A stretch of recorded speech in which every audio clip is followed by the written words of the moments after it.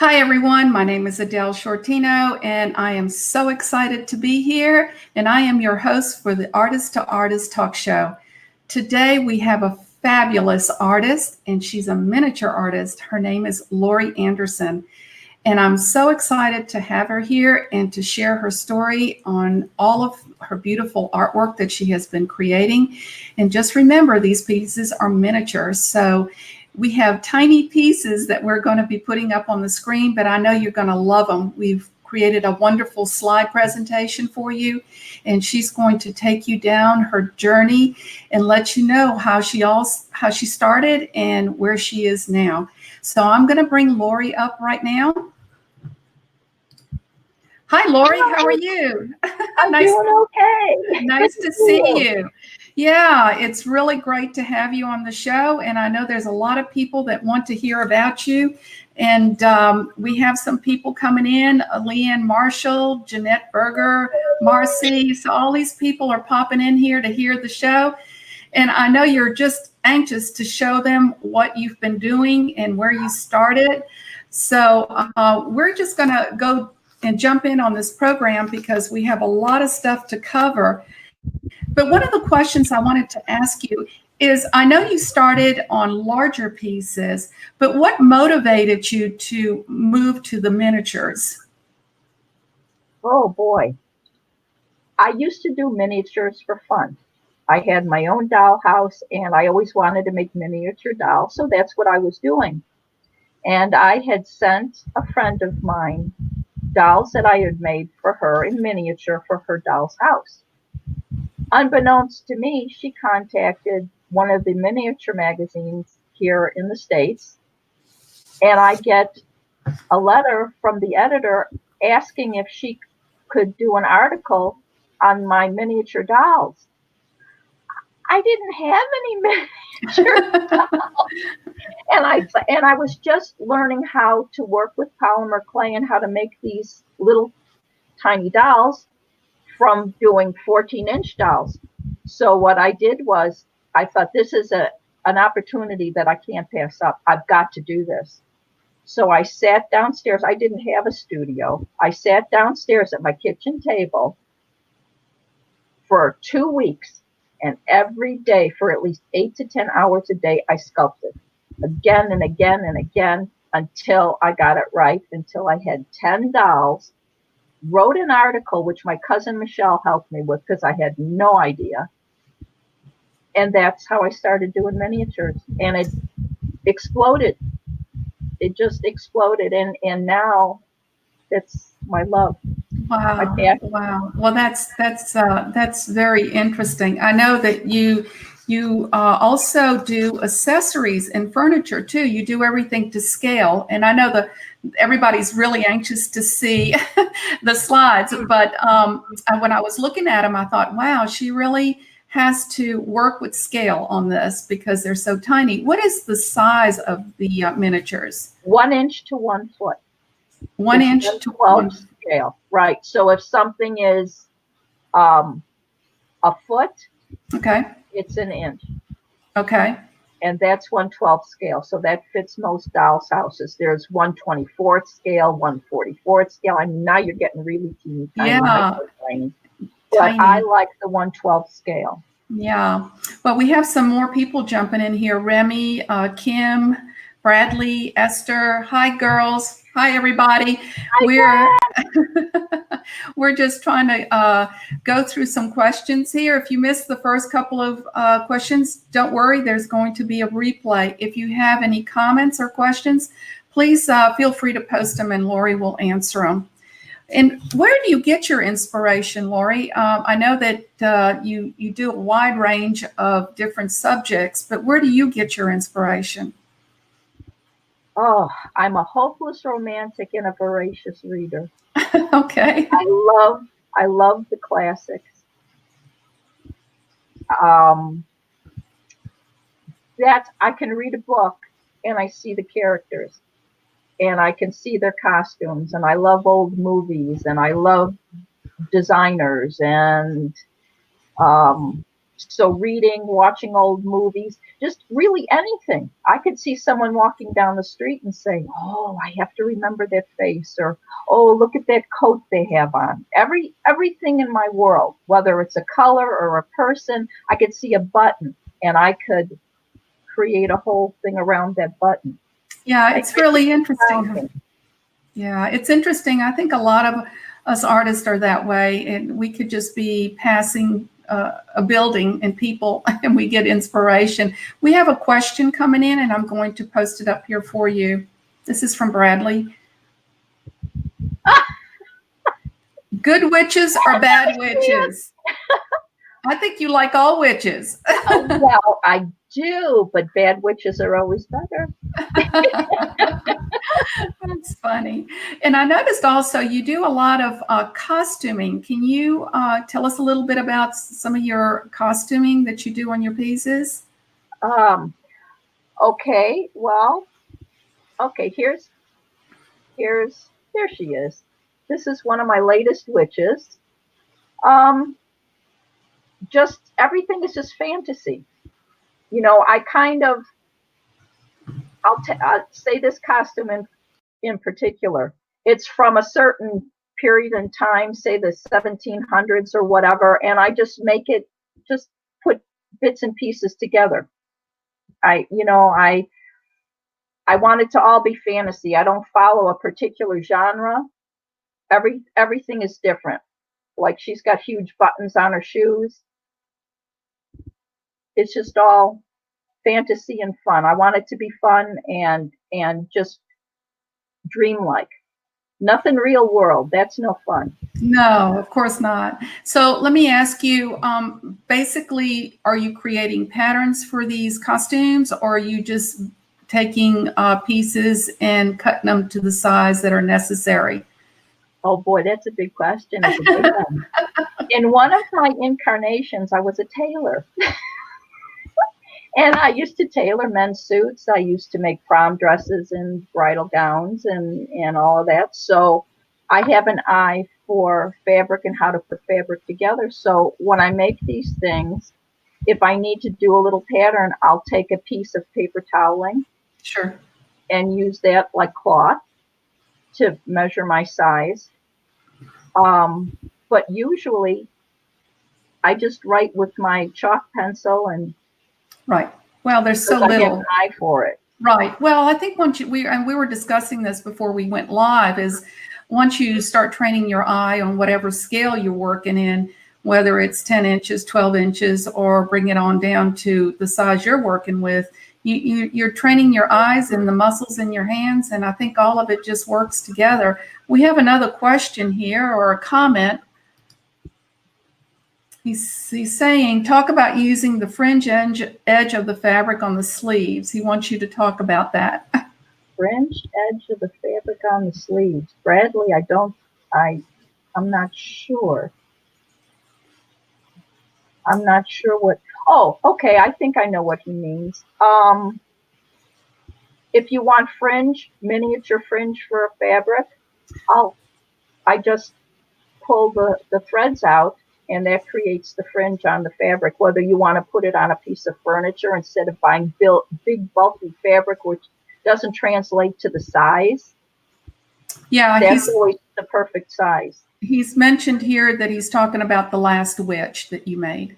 The last witch that I made. Oh my gosh, I don't know. I don't know, Okay. Bradley. That's okay. Well, it may come to you later. We have Kim that is asking a question. Okay. She says, I may have missed this. Does Lorrie sculpt the entire doll body, or is the body soft sculpt? Okay. I sculpt the head and the torso. Then I sculpt the arms from the elbow down to the fingertips, and then the legs from the knees to the bottom of the foot. Okay. The top of the arms and the top of the legs are wire armature, which I then use yarn and wrap it around to pad out the shape. And that's so everything is movable. Right. Nothing stands still. So you can create, it's easier for you to create the poses that way, I would think. Yeah. Yeah, Yeah. sure. Sure. Well, we're going to go ahead and get into our slide presentation. I know they're anxious to see what you have been working on and where you started. So I will bring this up as well.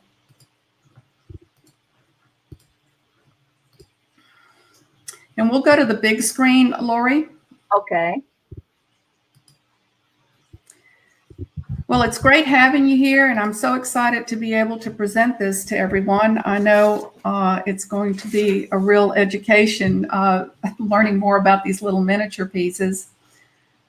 So here you go. Oh, goodness. Okay, this is Pinky and Goldie.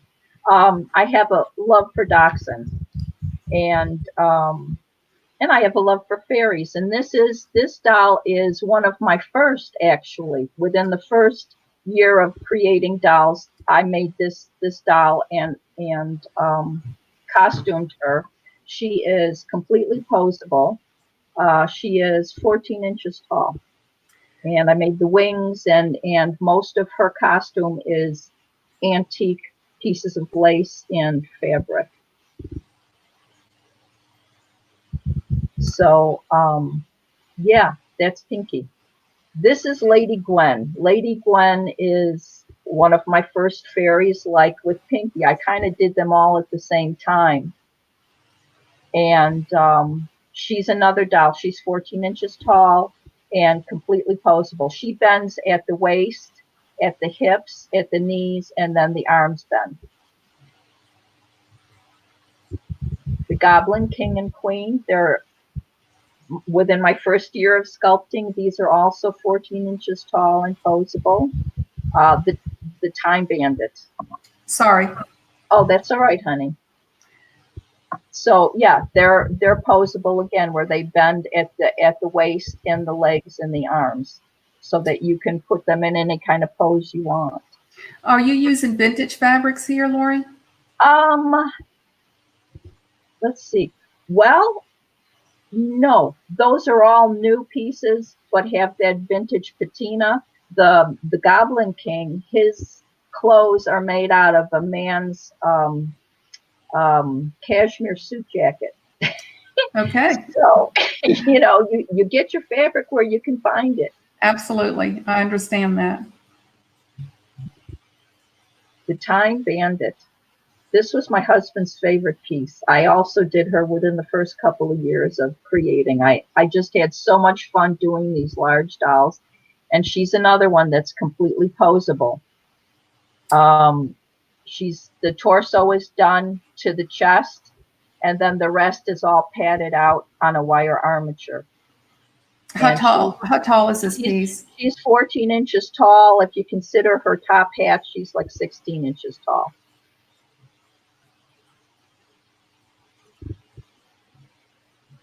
Oh, my favorite people. This is Poets and Madmen, and they're all a little odd looking. And there's a funny story that goes with these dolls. My husband was outside one day, and I was at the sink, and the window was open, and I don't know why, but I screamed as he was open. I don't remember why I did this, but as he was walking past the open window, and he jumped up and he said, "Oh my God, you scared the bejeebers out of me." At that moment in my head, I saw these little funny figures running around in my garden, and that's how the Poets and Madmen came to be. I scared the bejeebers out of my husband, and then I had to create them. Oh my goodness. You get your inspiration from all sorts of things, and these are all posable. And I named them after poets or people in literature. The man is Cousin Byron, of course, Lord Byron. The little lady on the right is Annabel Lee, of course. That's Poe's Annabel Lee. And the lady in the middle is Granny. Those are interesting. Are they 14 inches as well? Uncle Byron, I think, is 15, and then the other ones go down in size. I think Granny is maybe 11 inches tall. Okay. So that's my friends. Lady Gwen and Pinky, that's my fairy bride again. And Pinky the little tiny was one of the first miniature fairies that I did for that first original article many years ago. And so this, to me, that shows the difference in size where I went from so large to these small little pieces and Uh, completely posable again. what size is Pinky at this point? Pinky, Uh Pinky huh. is Pinky is 5.5 inches tall, Okay. and Lady Gwen is 15 inches tall. So this is when you started moving into the smaller figures. Right, Okay. right. Okay. Um, the little lady in the chair on the right with the dachshund is my mom. And she's the one who gave me my love of miniatures. And this is one of the first, within maybe the first 3 or 4 miniature dolls that I ever made in my whole life was my mother. And so that's mommy and my dog Goldie. And the lady on the left is Nanny Maggie, and she's 14-inch tall, completely posable Nanny, and she has her little bag there with inside of it. She has a teapot, cups, candy, books, and she's just ready to make your children behave. Nice story. Angelique, Angelique, oh, the beautiful Angelique. She is 5.5 inches tall and completely posable. I love 18th century costuming because it's so delicious with lace and ribbon and silk and all of these wonderful things. You can really get a lot of detail on these dolls, even though they're small. Like with Angelique, she has each little in her hair. She has little tiny pearls inset, little micro pearls, and pearls on her costuming and that. So, yeah, that's Angelique.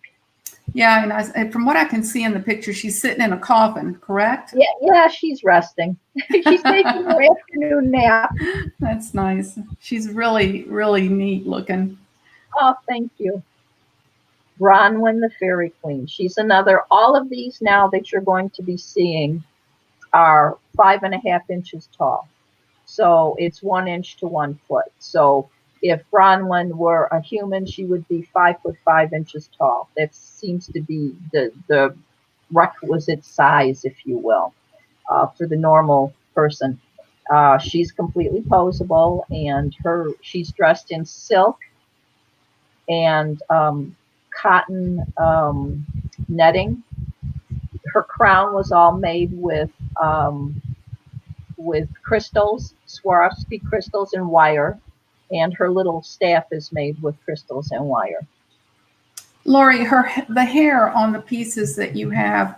What are you using mohair on this? No, Okay, I love viscose. viscose. Okay, Viscose is fabulous, and I can take I buy it in hanks, and it's all very straight. But I use a fabric pleater right, to get the waves in the hair. right. So that's how I got her hair the way it looks. Very nice. She's Thank got a you. really nice face. Yeah, she is kind of sweet, isn't she? Yeah, she is. Celeste. Celeste is a French doll, and she's all dressed in 1800s fabrics. There is handmade tatting on her corset and her bloomers. Her dressing gown is made from a sleeve from a lady's nightgown from the 1800s. And again, she's got silk shoes and lace, and her hair is viscose and waved. And the furniture in the picture is a creation of mine. The dressing table I call the angel wing furniture. So that's that. And all the little pieces on this dressing table I made. I sculpted the wings for it and the little medallion, and then I put that all together. And then the bed is a pre-made bed in wood, but I painted it and dressed it all in silk and added embellishments like the trim and the ribbons and the medallion at the top of the bed, so that Okay. Celeste has her own room, if you will. Okay. I have a couple of comments here I want to share with you, Lori. Here Sure. is Brenda. Hi, She's, B. she says she has several of your creations. Oh, oh, Brenda, thank you so much, honey. You know Thank you. those were all made with love. And then we do have somebody asking a question here. Hi, What, Leanne. what kind Hi, of honey. wire? What kind of wire do you use in the posable arms and legs? It would be so small for this scale. Pipe cleaners. Pipe Or cleaners. Hmm. I'll use pipe cleaners, or depending on the doll, sometimes if I wanted a little sturdier, I use the wire that you can get at Hobby Lobby. It's for what do they call that? For like flower wire. It comes in packages. Yeah, the floral wire. Yes. Floral wire, that's it. And I Okay. use that. So if you want something a little bit sturdier, but I love the use of pipe cleaners because it gives them so much better mobility because it's soft. You can Right. take two and wrap them together and insert them in the doll, or just use one and then you pad it out with your yarn. Good question, Leanne. Let's see. We also have Bradley's commenting here for you. He says he has many of your creations. Oh, Bradley, thank you so much. Thank you so much. Yeah, he knows that I love fabrics and fashion. Yeah, you can tell on your pieces. And Patty has just come in. She wants to know where do you find your vintage fabric, especially the 1800s? That's the trick. Um, my visits to England, I collect things because there people have these things and it's easy to find. Or I'll go online, I'll go on Etsy. There's a few shops that sell vintage. You have to really know your fabrics, because a lot of times someone says that it's vintage and it's from the 1800s, but looking at it, it's not. So Right. you have to have some kind of a knowledge of lace and things. But I find a few things online, but a lot of it is, and eBay is another good one. But I buy when I go overseas. I'll buy a lot Yeah. that I have, and then I have boxes, and I've been collecting for years. So yeah, if you want to find anything from that old, you can find it online. It's hard, but if you're determined, you'll find some beautiful pieces. Right. I was just noticing in this setting that you have here, Lori, you've got a picture hanging in the back. Did you paint that picture? No, no, I didn't. That's Lord Byron. He's one of my favorites. Okay. So yeah, so that's a painting that someone had done of him, and I reduced it down to 1/12 scale and put it in Okay. a beautiful frame. Okay. It's really neat looking, the whole setting. Oh, thank you. Okay, this is Lily. Um, she's a little Japanese tea doll, and she's got her little cotton kimono on, and she's got a silk shawl. I made all of her little shoes, the little cups and teapots, and her fans, so that when you buy Lily, you're not only getting a doll that's completely posable. Lily's a little bit smaller. She's only 5 inches tall, but she's completely posable. And when you get her, you have little shoes that you can change, and she has her little fans. So she kind of comes with a story, which is something I like to do with my dolls. Instead of just seeing a doll and you buy the doll, no, with this, you're buying a story. Yeah. Well, that's great, Lori. How about I wanted to ask you on your eyes, are you hand painting those eyes or are you Yes, no, using I hand paint them. you hand paint them? Okay. Yeah. Well, that's a lot of little detail. I'm sure you're using that magnifier. You know what? I don't. Oh, really? Good for you. I don't know. My eyes are terrible. But because, bifocals, thank you, 70 years Oh, old. okay. But that being said, because I've done it over and over and over and over again. And I've got the smallest brushes. I, it's like you said, Adele, you train your hands and you train your eye. That's right. And I mean, she's got individual fingernails. Most of my dolls do. That's And amazing. I do it by, I don't know. That's just what I do. I don't have to use my magnifier. Well, Sometimes I will, depending, but most of the times, no, I don't bother. well, that's good. I work on 10-inch pieces, and I still use one of those over, the magnifiers that go over my glasses. Right. And Oh, I guess it dear. depends on how long you work on a piece too. When you're tired, you know. Well, I work many, many hours in the day, but as soon as my doll is sculpted and out of the oven, I want to get her painted. So then I can start dressing her. Right. Sure. And so it just gets done right away. And Yeah. Well, just done it so many times that it's kind of natural now. Sure. Now here's a good witch. Is she a good Yeah, witch? Yeah. they're all good witches. When they're bad, they're good. When they're bad, they're better. I don't know. To quote Mae West, I love her, Hepzibah Nightwing. Um, there's something I want to add about my dolls. I love Charles Dickens. Yes. And he has a way in his stories of naming his characters that kind of go with who they are and what they are. And I didn't realize I was doing that with my dolls. But a friend of mine in England said, you name your dolls the way Dickens does. And I said, you know what? You're right. So there's Good Witch Hepzibah Nightwing. And she's another one. She's completely posable and she has her broom. So if she needs to get anywhere, she's perfect. She's ready to go, huh? Always ready to go. I think she was born ready. She gets quite naughty. And with her, if I don't know if you could see it, her eyes are white. It's kind of hard on this. Maybe if they bring up their screens, they can see them. Right. I see it on my big screens, but you can kind of see that they are white. For her, I used micro pearls for the eyes. It would be just the colored part of the eye. The rest is sculpted, and that's just inserted before it's baked. Okay. We have a little bit different look. We have a question from Ken.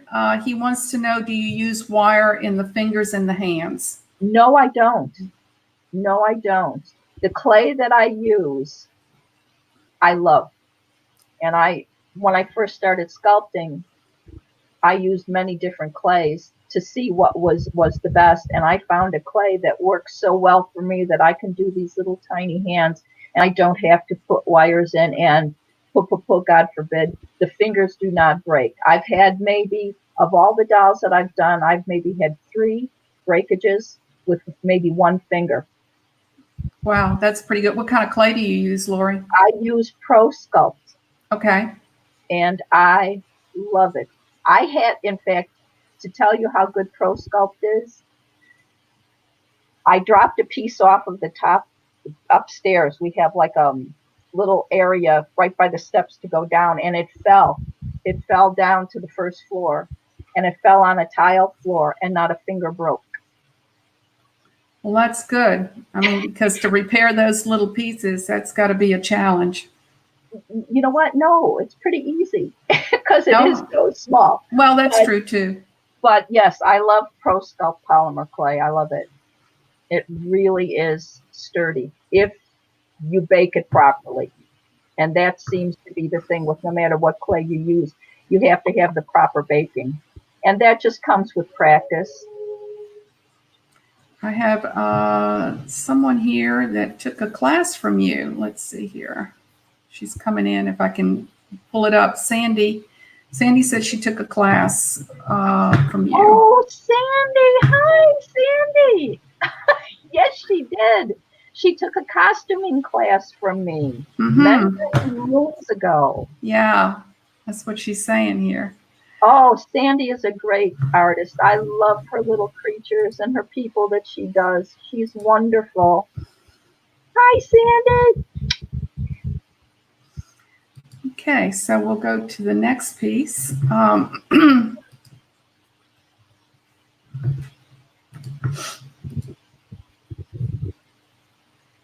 Here's Morgana. Morgana the Garden Witch. Um, Another completely posable, 5.5 inches tall. Um, I sculpted her little scary thing, her little plant creature, and she has a basket that's filled with plants and different things so that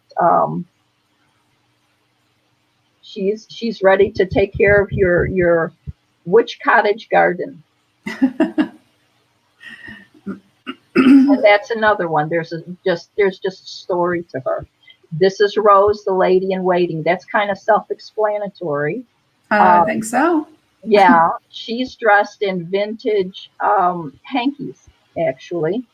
I love vintage hankies because the linen is so fine and it's wonderful. It transposes great into 1/12 scale. So that's Rose, and her little shoes, her rocking chair, all the little bits and pieces. Um, I made all of those to go with Rose so that when you get her, she has her story. So Very, she can go right into a room or a home or whatever, and she has her story started, and you get to finish it. very nice. We have a question from Marcy. Sure. She wants to know how long does it take you to do a costume, and she's assuming you do everything by hand.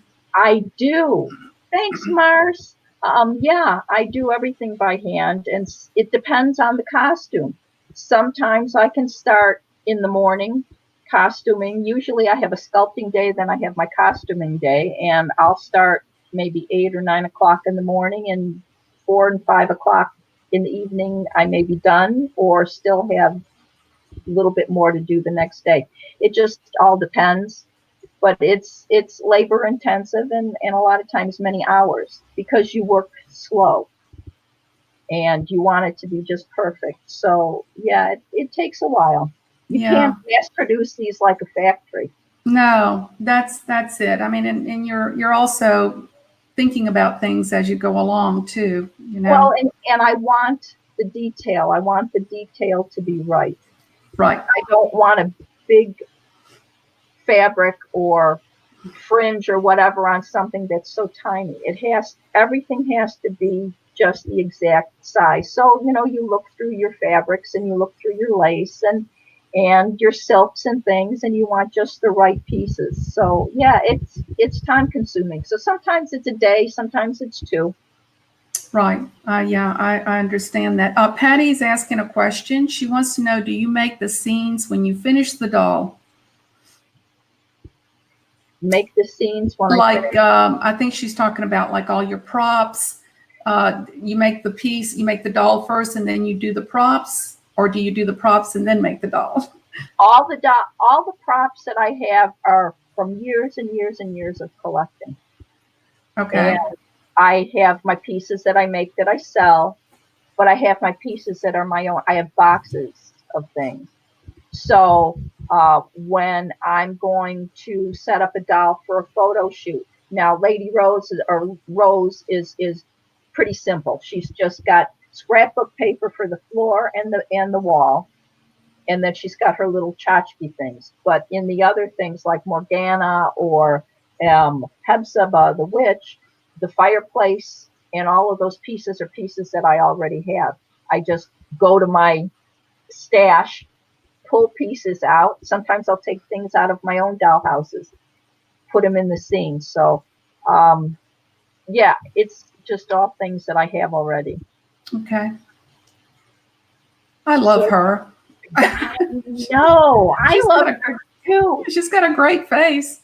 Doesn't she? Yeah. She turned out what I thought she was going to be. And I don't know if this happens to everybody that's on here that does dolls or sculpts things. You have an idea in your head to do something, but sometimes they really surprise you when they turn out so completely different. Sorsha was a wonderful surprise. Once I painted her face, it was, oh no, wonderful. She went way beyond my expectation. Yeah, she's great. Thank Absolutely great. you. Here we're getting into the furniture. This is one of my latest pieces. Anyone that's out there that knows me knows I have a macabre side. I like things that are a little bit off the grid, and this fireplace is that. Um, I sculpted the fire surround, but the other pieces are pieces. A medallion, jewelry medallion, is the raven up at the top. The skeletons are little skeletons that I bought a bag of at Michael's, but I cut them all up and aged them, and all the other little pieces on top, the crystal ball, and that are all things that I made. The books I made the candle holders. Um, I love doing Halloween, if you will. Right. Yeah. Well, it's coming up, by the way. It is, I know, my favorite time of year. Oh, this is a great Alice, piece. oh, Alice in Wonderland. Yeah, I loved making her. I love Alice. She's so fun because you can give her so many incarnations. But I did this Alice. She's the sweet Alice, and she's got her little plate of cookies, her singing flower, and her drink me. Um, though I made all of those, and then of course the Alice and her clock and her little Mad Hatter's hat, and then the fireplace was peering down the rabbit hole that actually she's the fireplace is down at the bottom of the rabbit hole. So she's looking down and she can go through the fireplace into Wonderland. See, that's how the mind works. I start doing these things and it develops into this whole story. So while I'm creating it, I built the fireplace out of wood, and then all the little things on the top I made. I sculpted, except for the cat. The cat was a little plastic cat from Dollar Tree. I love Dollar Tree, and I painted him, and it just tells a whole story. So I'm kind of watching the movie in my head and watching the story unfold as I'm making the pieces. That's amazing. I don't know if everybody can see the candles with the faces on them. Those are so neat. Thank you. And you see the little mousey sticking out of the teapot? Well, yes, I He's kind of do. hard. He's kind of hard to see. Yeah, he is. But I mean, we're dealing with little pieces here, but they're Yeah, amazing, Lori. people don't understand how small things are. Oh, Vivian and Poppy. This is another passion of mine. I love the 1940s. That is one of my favorite eras. Not only do I love the 1940s, but I love all the music of the 40s. In fact, not a day goes by that I don't listen to Vera Lynn, my hero, at 102, bless her, and still singing.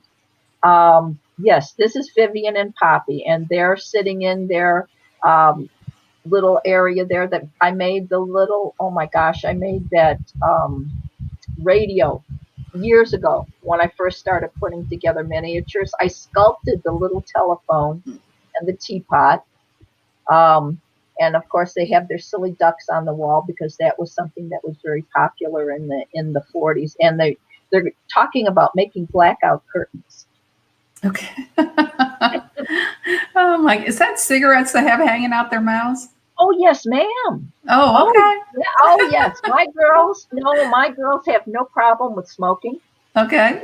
They love pink gin. They love to have their pink gin, but that's what she's got in the teacup. But shh, don't tell anybody. Okay, we won't say nothing. Okay, You girls enjoy yourselves. they do. Oh my goodness, the below stairs girls.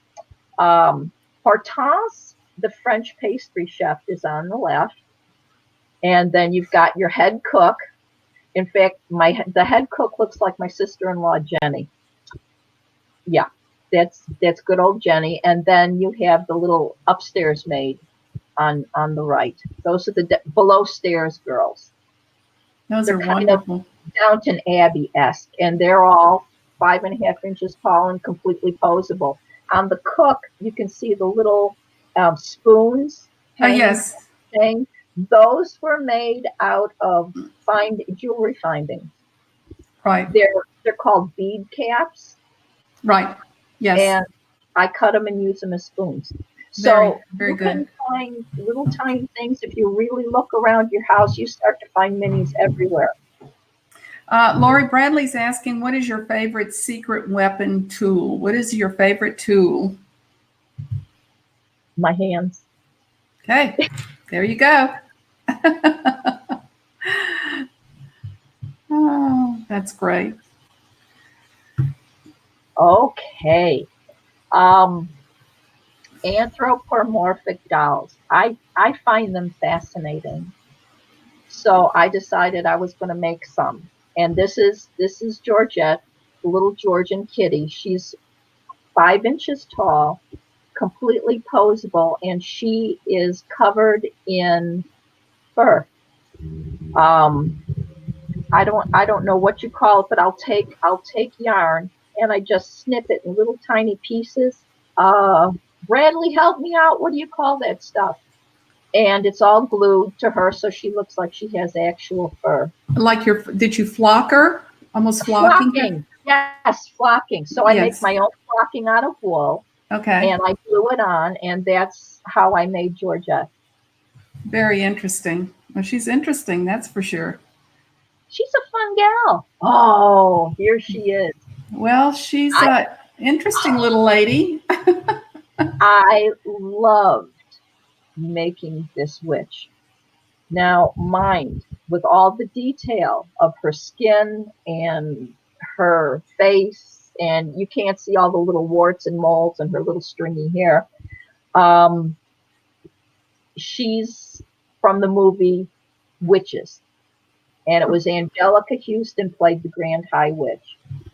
And this is what this doll is. And I took pictures of Angelica Houston in the movie, and that's how I made this doll. And she's the first doll that I made that was really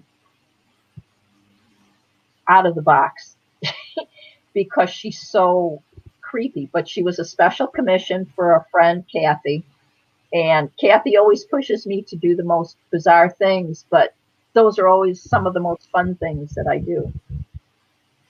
Uh, Patty's asking, what would you say is your average number of dolls you make in a year? Oh gosh. Um, I couldn't even answer you. I mean, I maybe. You know what? I don't know. I used to, when I first started working, I used to keep track. I knew every name. I knew who bought it. I knew all of these things. And now, after all the years I've been doing it, I don't even keep track. So maybe if I could hazard a guess, there's 52 weeks in a year, and maybe I do 150 dolls in a year. That's a lot, Lori. That's a lot of sculpting. I work a lot. Yeah, I This is see where I this. live. That's I a sit in my queen chair, and this is where I am every day. Sometimes very 7 days a week. unbelievable. That's you're pretty prolific, that's for sure. And of course, this is Downton Abbey. Anna and Mr. Bates. They were two of my favorite characters in the series. And Bates is 6 inches tall because he's a man. And there's a strange man keeps coming into my room. I don't know. Anyway, uh, this is Anna and Bates, and I made them to sell. I thought, oh yeah, everybody had the fever for Downton Abbey, and at the end of the day, when I finished them, I couldn't part with them. So they live they live in a cottage in my bedroom called Rose Cottage, and that's Anna and Mr. Bates. Wonderful. That's a wonderful piece. Thank you. Oh, Maggie Smith. Now, who does not love Maggie Smith? I think everybody does. I loved Oh, her. her and Judi Dench. Yeah. No, they're legends, and those are two of my most favorite people. This Anna and Mr. Bates and Maggie Smith were two of the first dolls that I did from actual people. And so this is my dear Maggie Smith is Violet Crawley from Downton Abbey, and she's 5.5 inches tall and imposable, and Yeah. dressed in silk. And her little the lace on her dress is from an 1800s lady's shawl. Beautiful. Really Thank you. very, very nice.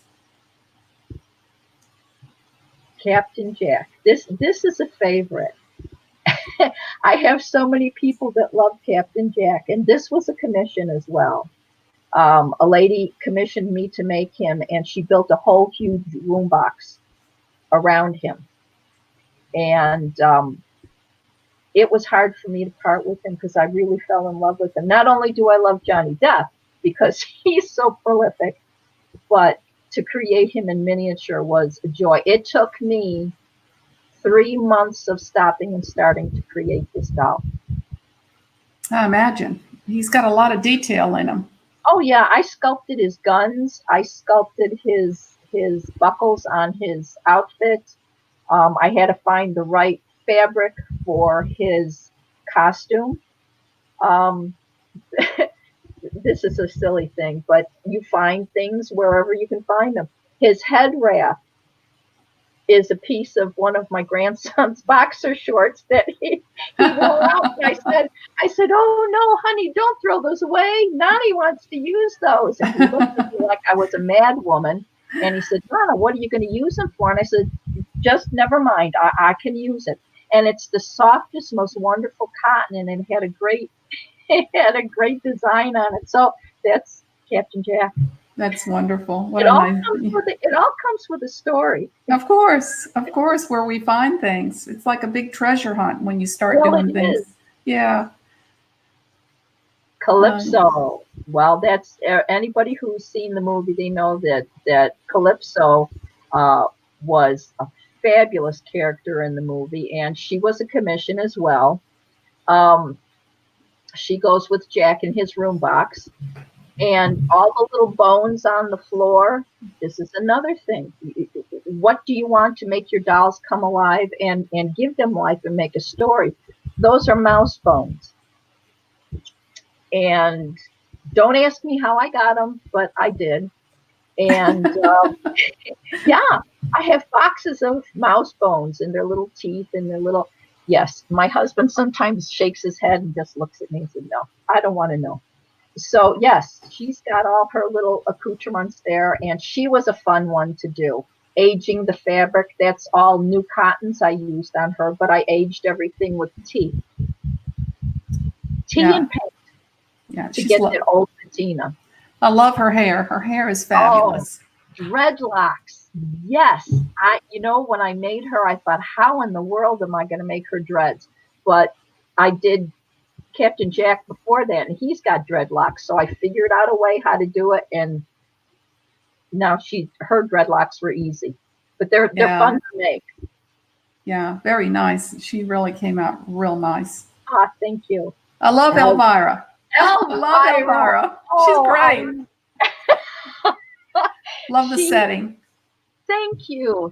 That's a bed that I did. It was a plain wooden bed, and I painted it and added all the details on it. The fancy bits that looks like carved wood, I added all of that and did the bedding on there. And of course, there's Elvira. And a friend of mine named Kathy Foley, made all of the beautiful candlesticks that are on right behind her. And Elvira is a one of a kind. I'll never make another one. And I get requests all the time. But she's one of those dolls that's you can't replicate. Right. Like Jack Sparrow, I could never do another one. It would never turn out the same. So there's the one and only Elvira, as Elvira is a one and only. Yeah, she's real special. Thank you. I love these girls. The Sanderson sisters.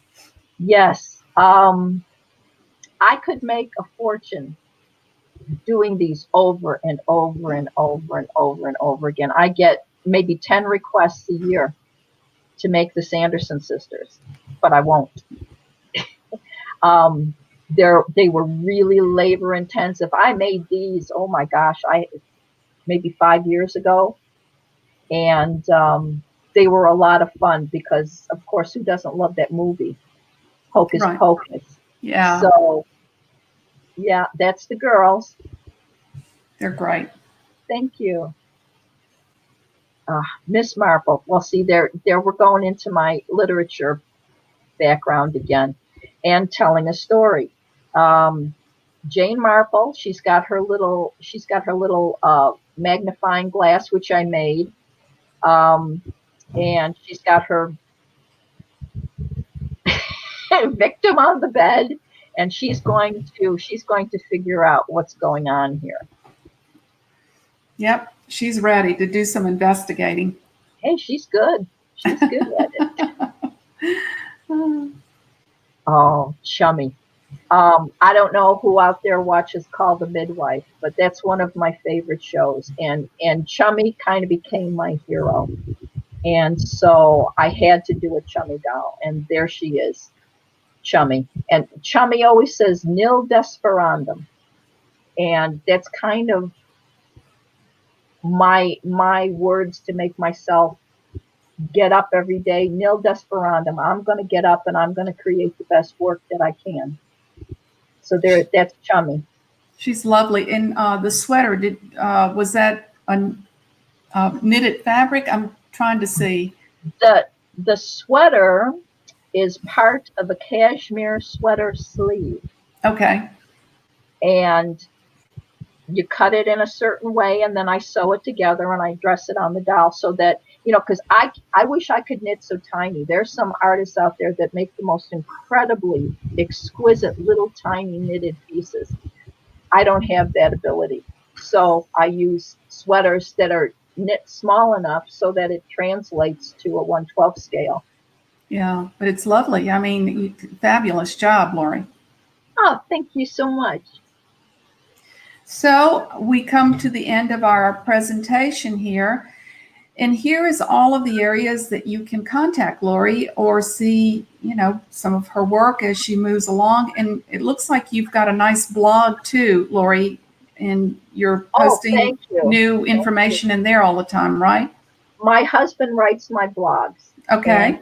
he is my rock. I mean, I have to thank Michael because I couldn't have done all of this without him. He's got my back all the time, and he's so supportive, and he's proud of me, and he loves what I do, and he writes my blogs, and he writes a darn good blog. So you can find my blogs on my website as well. Okay. And I think you have a new website, don't you? I do, yeah, Lowell Okay. I Do Miniatures. Yeah. Well, what I'm going to do is once we are through with our presentation, I will post these links in the comment area, and that way they can just click on them and go right on in. So I'll make sure, that gets done. Bradley is saying that you also make wonderful Day of the Dead figures, and one of his favorite pieces is Father Christmas. Really? Oh, well, he has those pieces. That's why he's saying, okay, Bradley, give it up. My hero. Thank you, Brad. Yeah, Marcy, I love the Dia Los Muertos. See, yeah, that time of year is come. They're so fabulous with their color and just and that macabre vibe to them. So yeah, he in fact he Bradley has one of my first pieces that I did. yeah. It's nice. Let's see here. Oh, and I wanted to mention that in the summer issue of A for Artistic, we have a beautiful write-up about her journey, Lori's journey, that if you haven't had a chance to pick up a copy, it is an e-magazine and you can still purchase it. But there's a lot of her other pieces are in this issue as well. So I'm going to switch this over, and I'll go ahead and put all of these links in the comments so you'll be able to find everything. Lori, I really appreciate you coming in and talking to us about all of your lovely art. Oh, And thank you, Adele. it's been a real pleasure. And I'm going to switch us over to a bigger screen. There we are. And it's been great having everybody here and asking questions and posting comments. On an average, Lorrie, how long does a piece take you? Let's just say from start to finish, on an average. Wow. Sometimes a day. Okay. If I'm only doing one, um, sometimes 2 or 3 days. It all depends on the intricacy of the doll. I Okay. can sculpt fairly quickly, to sculpt a doll. Just the sculpting and the baking, that's about 3 hours. Okay. And then letting it cool off, assembling, and then so you have sculpting days and then you have costuming days. I like to do maybe, if I can do it, 5 dolls in a day sculpt. So that's an all day process. That's maybe 8 hours, 10 hours. Wow, that's a And lot. then, 5 in a day? and, but they're small, honey. Yeah, that's true. I keep forgetting that. They're small. They really are. They're Well, tiny. but I can sculpt a doll in about an hour and a half, 2 hours, Yeah. depending, Yeah, that's um, pretty good. and then the dressing part, it all depends. So it's usually a day to 2 days Right, from start right. to finish. Well, it's been lovely to have you, Lorrie, and I'm so glad that we were able to share your artistic journey and to see where you started and where you are now. I also wanted to ask you, what is your background? I believe you had mentioned to me that you were a painter and you did some painting at one point, portraits. When I first started, well, I always drew, and like everybody says that that's an artist of some sort. That's just something that you did. Right. And so I was always coloring on things, drawing on things, making things. That was just me. That's how my brain works.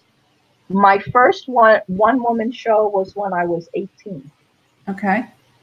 And I was doing, oh my gosh, at that time I was doing oil paint because that's what you had. And I was doing the keen portraits with the big eyes, and because it was the 60s and that's what people did.